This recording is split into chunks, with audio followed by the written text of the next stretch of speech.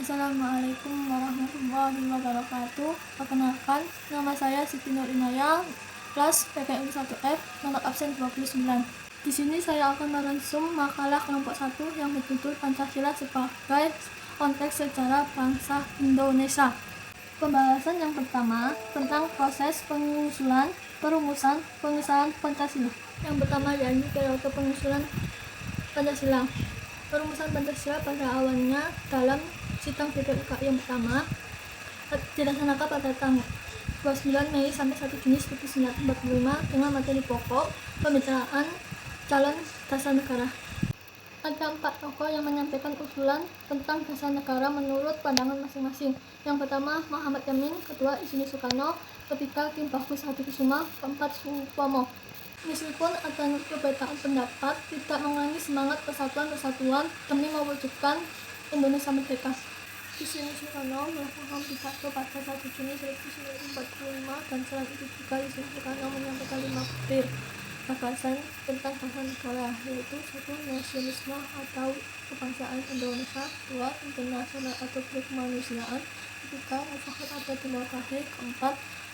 kesejahteraan sosial, 5. ketuhanan dan kebudayaan.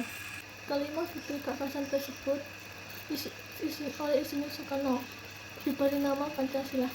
Berikutnya yang kedua yakni periode perumusan. Sidang BPUK yang kedua sebagai persetujuan naskah awal pembukaan hukum dasar yang kemudian dikenal sebagai nama Piagam Jakarta. Pada alinea keempat Piagam Jakarta itulah terdapat perumusan Pancasila sebagai berikut: 1. ketuhanan sebagai kewajiban menjalankan syariat agama bagi pemerintah barunya, 2. kemanusiaan dan adab, 3. persatuan Indonesia, 4. kerakyatan yang dipimpin oleh umat, kebijaksanaan dalam pemusyawaratan perwakilan, 5. keadilan sosial bagi seluruh rakyat Indonesia. Yang terakhir yakni periode pengesahan Pancasila. Pada tanggal 17 Agustus 1945 diputuskan tes proklamasi dan pada tanggal 18 Agustus 1945 disahkan rumusan Pancasila dalam pembukaan Undang-Undang 1945. 1.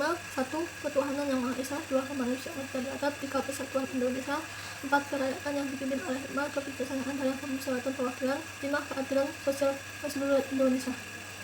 Materi yang kedua adalah alasan berlaku Pancasila dalam kajian sejarah bangsa Indonesia. 1. Pancasila sebagai identitas bangsa Indonesia, 2.